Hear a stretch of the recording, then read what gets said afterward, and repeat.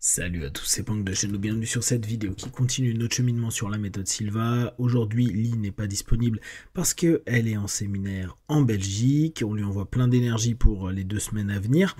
Et pendant ce temps-là, on va lire un retour de Ed Bern Jr. Donc je vous rappelle que Ed a été un des secrétaires de José et est quelqu'un qui est certainement une des plus grandes mémoires de la méthode Silva actuellement. Je lui ai envoyé en juillet dernier un mail qui était celui-ci. Bonjour Ed, hier Lee et moi avons centré notre podcast sur la chronologie que vous nous avez présentée. J'ai eu des questions qui reviennent sans cesse depuis que j'étudie la méthode. Il s'agit de la période de formation des 29 personnes pour développer la perception extrasensorielle. Qui étaient-elles? Comment les a-t-il recrutées? Lorsque vous dites qu'elles n'étaient pas des médiums naturels, comment M. Silva l'a-t-il vérifié? A-t-il utilisé des cartes Zener ou d'autres techniques?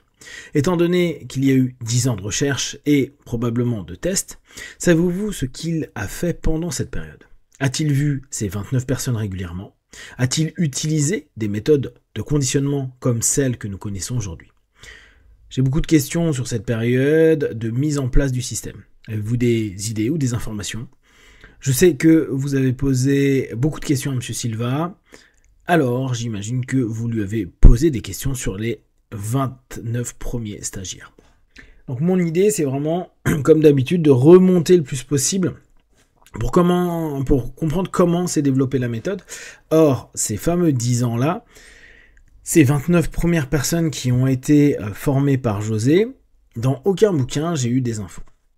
Du coup, la semaine dernière, le 7 mars, on est le 20, donc il y a 15 jours, Ed m'a répondu. Le mail va être un peu long, je vais certainement faire 2 petites vidéos à ce sujet-là pour pas trop vous saturer. Alors, bonjour Pank, bonjour Lee. Ces derniers jours, beaucoup d'idées me sont venues suite aux questions que vous m'avez posées. Ces idées sont également liées au livre que nous écrivons sur la perception extrasensorielle, ce qui a suscité de nouvelles idées et perspectives. Comme vous le savez, je n'étais pas présent à l'époque dont nous parlons. Donc, certaines de mes idées reposent sur des suppositions éclairées plutôt que sur des connaissances directes. Mais, comme vous l'avez dit, j'ai posé beaucoup de questions à beaucoup de gens. Joe n'avait que 10 ans en 51. Et je ne me souviens pas de beaucoup de détails. Et ne se souvient pas de beaucoup de détails. Voici ce qu'il m'a dit. Donc là, on a un feedback de José Junior, qu'on appelle Joe Silva, d'accord, qui était, je crois, le 2e enfant après Isabella. Il a commencé avec la famille, puis avec les voisins, puis avec Panchito Montemayor, Blas Gutiérrez, Reynaldo González, etc. Bon, personne dont a posteriori, je n'ai jamais rien lu dessus. Je demanderai à Lee, qui a aussi eu le mail, si elle a plus d'infos. Il a utilisé l'hypnose jusqu'à ce qu'il commence à poser des questions. Il a commencé à évoluer vers ce que nous connaissons aujourd'hui. D'accord? Donc, première phase dans ces 10 ans-là de recherche a été orientée hypnose, d'où le fait qu'on voit autant d'hypnose et qu'en 72, on ait encore autant de liens avec la discipline qu'est l'hypnose. Comme vous le savez, José a déclaré que ses recherches sur l'esprit et le potentiel humain avaient débuté lors de son incorporation dans l'armée en 1944, lorsqu'un psychiatre lui avait posé des questions absurdes. Le médecin l'avait orienté vers un ouvrage sur l'histoire de la psychiatrie. Le fait qu'il ait pu trouver le temps de lire un livre sur la psychiatrie tout en suivant une formation universitaire en électronique témoigne de son énergie, de son intelligence, de sa curiosité et de sa capacité à gérer plusieurs tâches à la fois. Les instructeurs militaires ont accepté de le laisser poursuivre sa formation à condition qu'il obtienne la note de passage à tous les examens. En cas d'échec à un examen, il serait affecté comme monteur de ligne, effectuant des réparations au sommet des poteaux télégraphiques en zone de combat. L'espérance de vie dans ce métier était courte. Même s'il n'avait pas beaucoup de connaissances théoriques en radio, il excellait à localiser rapidement le problème d'une radio défectueuse et à la réparer. Donc, pour ceux qui nous suivent maintenant depuis 2-3 ans, c'est un des éléments qui est assez intéressant a souligné cette idée constante dans la méthode d'aller vers des solutions. La méthode est orientée pour que vous puissiez avoir des solutions. Tout ce qui est, bien sûr, communication subjective, tout ce qui a été développement des PES, etc., bien sûr, c'est quelque chose qui a été beaucoup marketé et proposé, seulement, ça l'est fait dans une intention qui est on peut résoudre des problèmes avec justement ces informations en plus que l'on peut obtenir, développer au travers du travail sur soi. Plus... Voilà. Les hommes diplômés de la classe voulaient savoir comment ils pouvaient débugger l'équipement si rapidement. Alors, il a conclu un accord avec eux.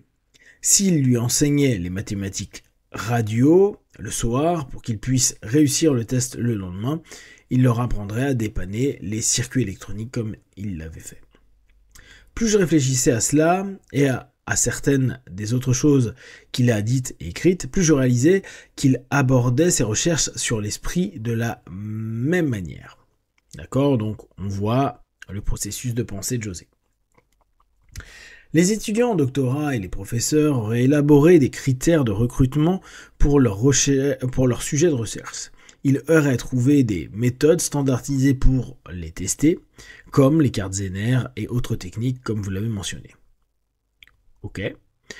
Je pense qu'ils auraient trouvé cela beaucoup trop restrictif. Chaque personne est unique, avec une personnalité unique. Son approche consistait toujours à faire le nécessaire pour résoudre un problème. Donc, on garde bien en tête, et c'est vrai que régulièrement avec Lee, on vous en reparle, la méthode a pour objectif de régler des problèmes, trouver des hypothèses de réponse pour des problèmes, avoir des options supplémentaires pour gérer des problèmes. Et je trouve que, alors, on en a déjà parlé avec Lee, mais que pour moi, c'est tout l'intérêt de la méthode. Qu'importe vos croyances au travers de ce que vous exploitez dans la méthode, l'idée c'est est-ce que dans le concret, la méthode m'aide, me permet de résoudre des problématiques, qu'elles soient physiques, psychiques, émotionnelles, intellectuelles, situationnelles, au travail, dans la vie perso, etc. Est-ce que vous avancez ? Et qu'importe que ce soit parce que vous avez bien géré votre stress ou parce que vous avez pressenti une information qui a pu être la suite de votre intuition et que vous avez du coup mis en place quelque chose. En 1982, lorsque j'ai commencé à enseigner le BLS ici à Laredo, j'ai eu la chance de rencontrer certains de ces étudiants avant sa création, de 63 à 66. Donc, je vous rappelle, il y a cette période-là où sur les 10 ans, c'était 56-66, donc là on a du 63-66, ce qui est plutôt intéressant pour nous, notamment donc par rapport à cette vingtaine d'apprenants. Je leur ai demandé combien de temps durait la formation et combien ils facturaient à l'époque. Ils m'ont répondu, on ne savait jamais. Ils nous disaient juste de revenir chaque semaine et qu'ils nous préviendraient quand nous aurions terminé. Donc ça, c'est hyper intéressant. Aujourd'hui, on sait que la méthode bosse sur 4 jours, 3 éventuellement quand il y a une version un peu abrégée, et que il y a vraiment un process. Or, on voit dans tout ce qui est la formation de 72, la formation avancée, que à ce moment-là, certes, il a été limité par le temps, mais que c'était beaucoup moins formalisé que ce que l'on connaît aujourd'hui. Et ce qui est normal. Mais c'est d'autant plus amusant que là, il avait une équipe de personnes qui venaient, qui ne savaient pas quand ça allait se terminer et comment c'était structuré. C'est-à-dire que on voit vraiment la phase de test qu'avait José à l'époque. Revenons aux années 1940. Après avoir terminé sa formation, il fut affecté à Bowling Green, dans le Kentucky. C'est là qu'il entendit parler pour la première fois d'Edgar Cayce, le prophète endormi, et qu'il apprit que ses dons psychiques s'étaient développés après avoir été hypnotisé pour le guérir d'une maladie tenace. Donc ça, on vous en a déjà parlé avec Lee, c'est pas la première fois que ce lien avec Edgar Cayce est fait, et surtout que l'hypnose a été un élément déclencheur pour Cayce, Et du coup, pour José qui lui-même était hypno, ça avait de l'intérêt.